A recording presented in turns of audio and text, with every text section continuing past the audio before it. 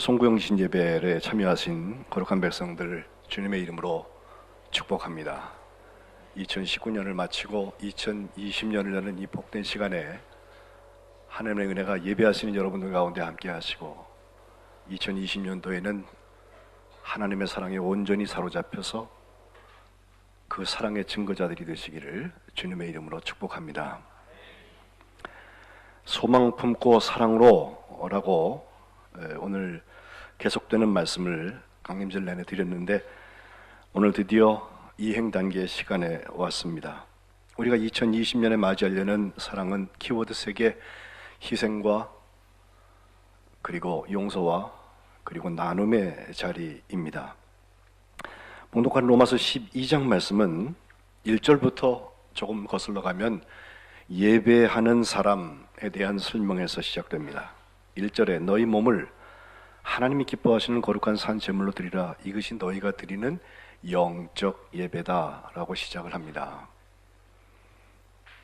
우리가 모든 예배에 참여하는데 예배에 구경꾼으로 와 있는 것도 아니고 또 예배를 통해서 어떤 도덕적인 교훈을 얻으려고 와 있는 것도 아니고 이 자리에 임재하시는 하나님께 영적인 예배를 드리는 것이 맞는데 그것은 예배 시간뿐만 아니라 우리의 삶 전부가 하나님께서 기뻐하시는 거룩한 산 제물로 드리는 자리에서 일어난다는 것입니다.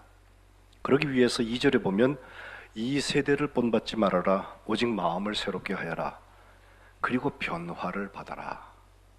그래서 하나님께서 선하시고 기뻐하시고 온전하신 뜻이 그게 무엇인지를 분별하라고 이야기하고 있습니다. 우리의 삶의 시간과 우선순위를 재설정하는 자리인 것입니다. 예배는 그 수많은 예배 중에 한 번을 내가 참석한 데서 끝나는 것이 아니라 단 한 번의 자리의 예배에도, 특별히 송구영신 예배에도 송구, 지나간 것을 보내고 영신, 새로 오는 것을 받아들이는 변화의 자리인 것입니다. 그 자리에서 하나님의 뜻이 무엇인지를 분별하는 것이 소중한데 이제 우리는 2020년 반으로 사랑이 무엇이냐, 그것은 희생이라는 말씀을 먼저 보고 싶은 것입니다. 기독교 문인 중에 C.S. 루이스라고 우리가 이름을 하는 혹시 나니아 연대기라는 영화 보신 분이 계실 거예요. 그 소설을 쓴 분인데 클리브 스테이플스 루이스라는 분인데 19세기 말에 태어나서 1963년까지 살았습니다. 그는 옥스퍼드 대학과 캠브리지 대학에서 거의 40년가량을 30년, 10년가량 가르쳤는데 중세기 르네상스 문학을 가르쳤던 작가고 또 평신도 신학자였습니다. 기쁨에 놀랐다라고 하는 제목을 붙인 그의 비망록에 보면 그가 태어난 것은 기독교 집안에서 태어나서 유아세를 받았지만 성년이 되면서 신앙을 떠나서 아주 완고한 무신론자가 됩니다. 그가 32살 먹었던 1929년도에 자기의 절친한 친구였고 동료였던 톨키엔이라는 사람과 여러 친구들의 사랑에 의해서 영국 국교에 돌아오게 되고 그 이후에 그는 치밀하고 논리적인 변증과 아주 명료하고 문학적인 문체로 30여 권 넘는 뛰어난 저작들을 남겼고 그 책들이 세계 한 30개 국가의 언어로 번역이 되어서 수백만 부가 팔렸고 많이 읽혔습니다. 그는 영예롭게도 타계했을 때 웨스트민스터 사원 시인의 코너에 안장되게 됩니다. 그가 1960년 그의 말년인데 4가지 사랑, The Four Loves라고 그 책을 썼는데 거기에 그가 맨 처음 물었던 물음은 온전한 사랑이 뭐냐 에서 시작을 하는데 4가지 사랑에 대한 설명들을 하고 있어요. 가끔 신약 성경이 헬라어로 써 있기 때문에 헬라어적인 배경을 가지고 말씀을 드릴 때가 있는데 헬라어에 나오는 사랑이라는 4 단어를 그는 영어로 다른 말로 풀어서 설명했는데 먼저 스톨게라는 그 가족 간의 사랑이랄까요? 이런 사랑을 affection이라고 해서 보통 사람들이 가지고 있는 보편적인 사랑, 가장 기본적인 사랑, 필요를 채워주는 사랑이라고 설명했습니다. 두 번째는 friendship, 우리 우정이라고 말하는 필로스죠. 필레오. 가장 덜 본능적이면서도 같은 방향을 향하고 같은 관심을 갖고 있기 때문에 친밀한 관계가 되는 그 우정입니다. 의리입니다. 그런가 하면 세 번째 에로스라고 하는 것은 보통 남녀가 일반적으로 끌려서 사랑에 빠지는 그런 연인들 간의 사랑이라고 말할 수 있고, 마지막 네 번째는 잘 아는 아가페입니다. 이걸 그는 charity라고 영어로 번역을 했는데 뭐 자비라 해야 될까요? 보통 사람들의 상식적인 수준의 자연적인 사랑을 뛰어넘고 그 모든 것의 온전함을 지켜주는 도움으로서의 사랑인 자비다. 그가 하고 싶은 얘기는 온전한 사랑은 이 아가페에서 이루어진다는 이야기죠. 단계를 설명할 때마다 그가 하고 있는 말 하나, 신이 되어버린 사랑은 악마다. 사랑 자체가 신이 되어버리면 악마가 될 수 있다 하면서 그것이 연정이든 애정이든 우정이든 간에 사랑의 위험성에 대한 경고를 하고 있습니다. 아가페에서 그가 발견하고 있는 것은 하나님은 세상에 무슨 필요나 뭐가 필요해서 누구에게 구걸하는 분이 아니시잖아요. 다 하나님의 것인데 필요한 것이 전혀 없으신 그 하나님의 사랑, 희생하고 줄 수밖에 없는 하나님의 사랑이 가장 온전한 사랑이라고 설명하고 있습니다.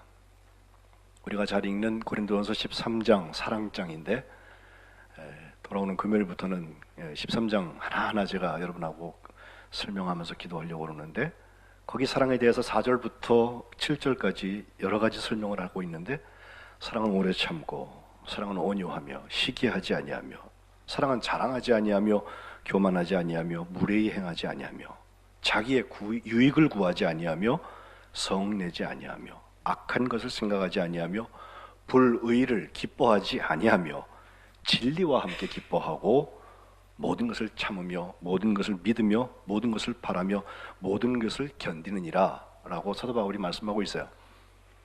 이 사랑의 특성을 보면요, 희생 없이 될 수 있는 게 단 한 가지도 없습니다. 그래도 우리가 살면서 하나님의 사랑, 그 아가페의 가장 닮은 사랑은 우리 부모님들의 자식 사랑이 아닐까. 조건 없이 희생하고 참고 또 참는 부모님의 사랑, 기다리고 또 기다리시는 부모님의 사랑, 아낌없이 있는 것을 다 내어주시는 희생, 그리고 끝까지 가는 사랑.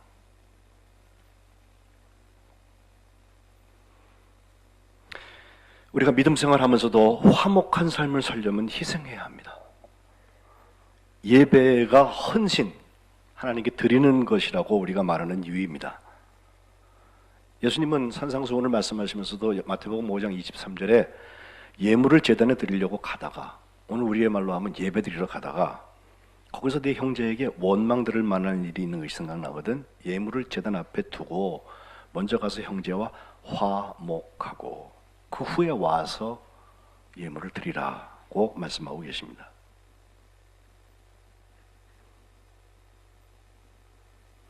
요한복음 마지막에 나오는 사랑 이야기, 부활하신 예수님께서 수지자였던 베드로, 달기 울기 전에 3번 부인했던 그 제자를 찾아가셔서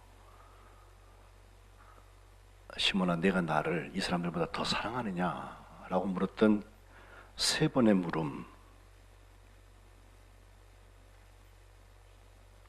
거기 아가페의 사랑과 필로스의 사랑, 우정의 사랑이 교차되고 있습니다. 우리말로는 다 사랑 똑같이 되어져 있지만 원문을 보면 그래요. 첫 번째 질문에 주님께서 물어보신 내가 나를 이 사람들보다 더 사랑하느냐라고 물으실 때는 아가페를 물으세요. 그랬더니 베드로가 하는 말 벌써 찔리잖아요.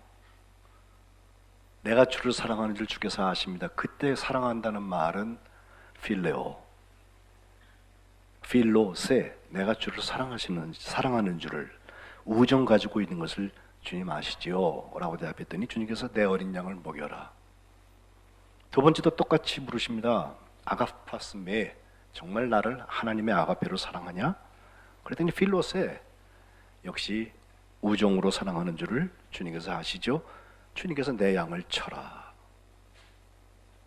똑같은 질문 세 번째 또 하시는데 이 세 번째 질문은 사실은 달랐습니다. 예수님께서 아예 아가페를 묻지 아니하시고 진짜 우정 가지고 있는 거야.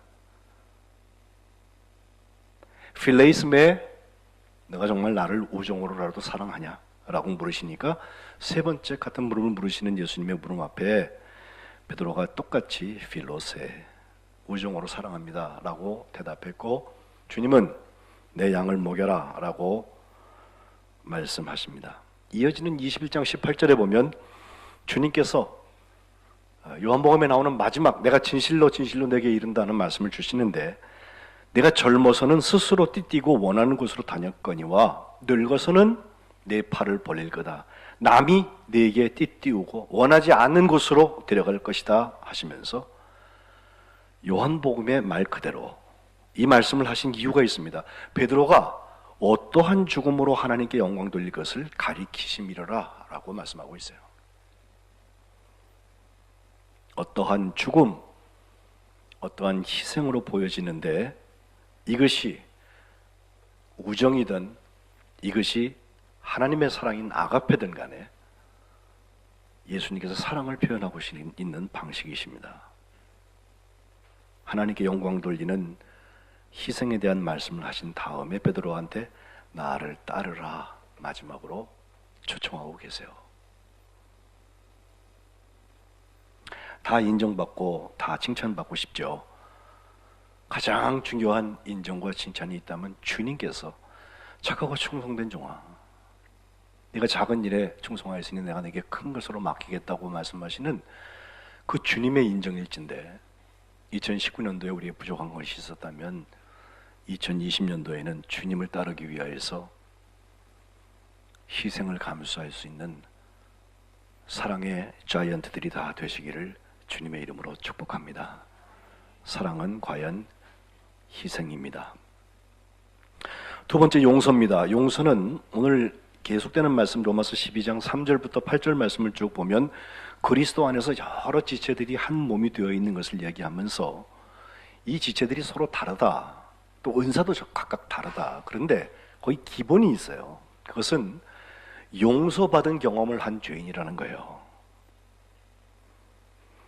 사랑받은 사람이 사랑을 한다고 하는 것처럼 용서받은 사람이 용서할 수 있습니다. 용서에 인색한 사람은 내가 정말 용서받은 사람인지를 예수님의 십자가 앞에서 돌이켜 보아야 합니다. 우리가 예수님을 만나서 가장 근본적인 사랑을 경험하는 것은 우리의 죄, 아무도 해결할 수 없는 그 죄가 예수님의 십자가에서 용서함을 받았다는 것입니다. 오늘 성찬을 우리가 했는데 역시 용서입니다. 송구, 영신, 옛것을 보내고 새것을 맞이하는 예배의 의미도 지나간 날의 죄를 씻음받고 다시는 그 죄의 자리에 서지 않기 위하여서 용서의 현장을 확인하는 데 있습니다. 요한일서 4장 10절, 사랑은 여기 있으니 우리가 하나님을 사랑한 것이 아니요 하나님이 우리를 사랑하사 우리 죄를 속하기 위하여 화목제물로 그 아들을 보내셨다는 것입니다.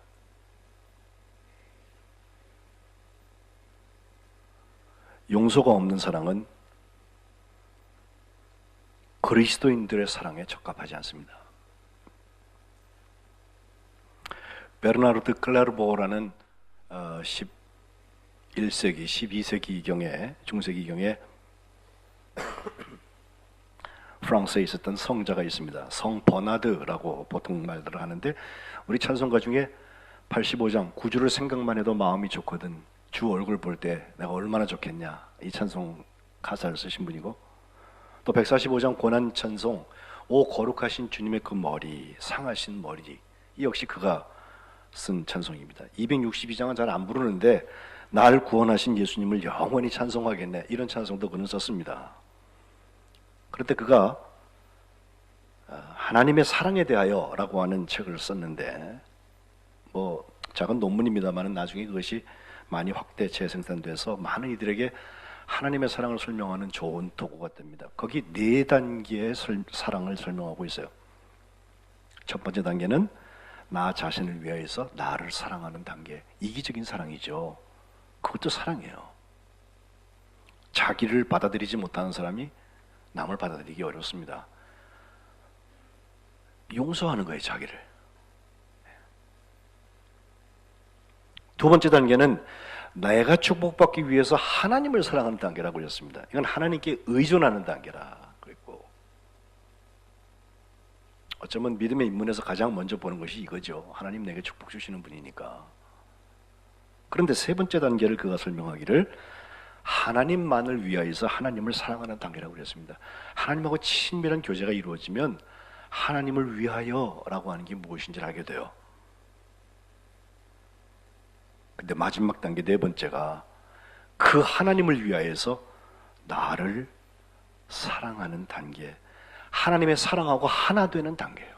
하나님의 사랑이 내게 있기 때문에 나를 사랑할 수 있는 거예요.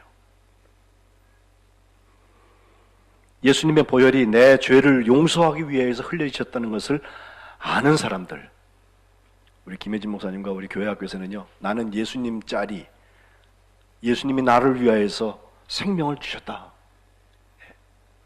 예수님만큼 귀한 나다 말이에요. 이렇게 신앙적인 반응에 대한 고백들을 하는 것을 보는데, 바로 내 죄를 용서하기 위하여서 예수님께서 십자가에서 물과 피를 다 흘리시고 몸을 찢으셨다고 하는 사실, 그 용서의 경험에서부터 우리의 용서가 문을 엽니다. 그래서 나는 나를 사랑하고 나에게 특별히 영적으로 가장 좋은 것을 제공해 줘야 합니다. 하나님을 위하여서 나를 사랑하는 것입니다. 예수님께서 깜짝 놀랄 말씀하신 건 누가복음 14장 26절에 물은 내게 오는 자, 제자됨, 자기 부모와 처자와 형제와 자매와 더욱이 자기 목숨까지 미워하지 않으면 능히 내 제자가 될 수 없다. 누구든지 자기 십자가를 지고 나를 따르지 않는 자도 능히 내 제자가 되지 못한다. 예수님 그렇게 말씀하셨다는 거예요. 그럼 우리는 뭐가 됩니까? 이 이야기는 용서받은 죄인이 십자가를 질 수 있다라는 데서부터 보면 많이 쉬워집니다. 우리가 가족관계를 소홀히 하라는 얘기가 아니라 내가 용서받았다는 게 무엇인지를 알고 나면 주님의 핏값으로 내가 다시 사서 내가 다시 새로운 사람, 생명의 사람, 영원한 생명을 가진 하나님의 자녀를 살 수 있다는 것에 대해 눈이 열리면 그때 용서문이 열려진다는 거예요.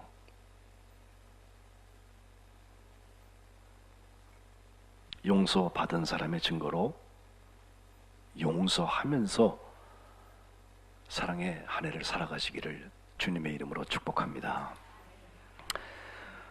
세 번째는 나눔입니다. 오늘 본문 들어와서 9절로 13절까지 말씀을 보면 나눔에 대한 여러 가지 얘기들이 나오죠. 9절에 먼저 사랑에 거짓이 없어야 합니다. 악을 미워하고 선을 붙잡으십시오 라고 말씀하고 있는데, 거짓된 사랑에, 엉뚱한 사랑에 가가지고서 에너지를 쏟지 말고 악은 미워하고 선은 붙들어야 된다. 이런 점에서 분별력이 필요하고 하나님의 뜻이 무엇인지 그것을 분별하라는 2절 말씀을 연결해서 읽을 수 있습니다. 나눔의 철학일 것입니다. 10절에는 방법이 하나 나오는데 형제를 사랑하여서 서로 우애하고 존경하기를 서로 먼저 하라는 것입니다. 적당히 사랑하지 말고 내 형제인 것처럼 사랑해라. 서로 우애해라. 형제처럼 사랑한다고 하는 말을 필로 스톨고라고 해서 필로스하고 스톨게를 합해놓은 단어를 쓰고 있어요. 또 서로 우애한다고 하는 말은 우리가 잘 아는 필라델피아, 미국에는 지명도 기기잖아요. 필라델포스, 동포의 우애를 가지고 사랑해라 그러는데 그 방법은 존경하기를 서로 먼저 하라는 거예요. 때로는 존경이 없어서 사랑의 문이 열리지 않는 경우를 봅니다. 결혼하기 전에 부부 상담들을 해보면 혼전 상담에서 아유 그렇게 좋아서 정말 끌림이 있어요. 딱 달라붙어 있는데 결혼한 다음에 존경의 문이 깨지기 시작하면 그 딱 달라붙은 사랑이 더 발전하지를 못하고 때로는 서로에게 단점들도 다 있잖아요. 그게 보이기 시작해요. 방법이 있다면 서로 존경하기를 먼저 하는 것일 것입니다. 11절은 부지런하여 게으르지 말고 열심을 품고 주를 섬기라고 그랬는데 원어대로 읽으면 열심히 일하고 뜨겁게 주를 섬겨라 그랬습니다. 일과 주를 섬김을 열심 가지고 하고 뜨겁게 하라고 사랑의 근원에 대해서 말씀하고 있습니다. 그리고 우리가 1년 내내 읽었던 12절 말씀은 소망 중에 즐거워해라. 난 인연 망할 테니까 환난 중에 참아라. 기도에 항상 힘써라. 그리고 마지막 실천 과제로 성도들의 쓸 것을 공급하고 손님 대접하는 일에 힘쓰라고 나눔의 자리를 우리에게 초청하고 있습니다. 그렇습니다. 그 나눔은 사랑의 수고일 것입니다. 톨스토이는 세 가지 질문이라는 단편에서 세 가지 고민을 묻습니다. 하나는 인생에서 가장 중요한 일이 뭘까요? 두 번째는 인생에서 가장 중요한 때는 언제일까요? 세 번째는 인생에서 가장 중요한 사람이 누굽니까? 라는 것입니다. 그 주인공이 여러 현자를 주사다니면서 이런저런 물음을 묻는 다음에 결론은 그렇습니다. 제일 중요한 일은 뭐냐? 지금 당신이 하고 있는 일입니다. 일생에서 가장 중요한 때는 언제냐? 지금입니다. 내 인생의 가장 중요한 사람은 누굽니까? 지금 만나는 그 사람입니다. 가장 중요한 일, 가장 중요한 시간, 가장 중요한 사람이 지금 내가 만나고 있는 그 사람과 하는 일이라면 이 사랑의 문을 열기 위하여서 저는 여러분께 초청합니다. 지금 만나고 있는 사람을 사랑하고 계십니까? 그래서 오늘 우리의 인사는 새해에는 사랑하겠습니다 입니다. 한번 옆에 계신 분들하고 인사하시죠. 새해에는 사랑하겠습니다. 네, 고맙습니다. 제가 바라기는 이제 우리가 새해를 맞이해서 여러 가지 일들을 함께 감당하면서 주님 앞에 갈 텐데 그 모든 신앙의 순례가 하나님께서 기뻐하시는 복된 사랑의 자리가 되시기를 주님의 이름으로 축복합니다. 다시 한번 정리하면 희생과 용서와 나눔을 통해서 하나님께서 성민교회 갑절의 사랑의 역사를 이루시기를 주님의 이름으로 축복합니다. 기도하겠습니다.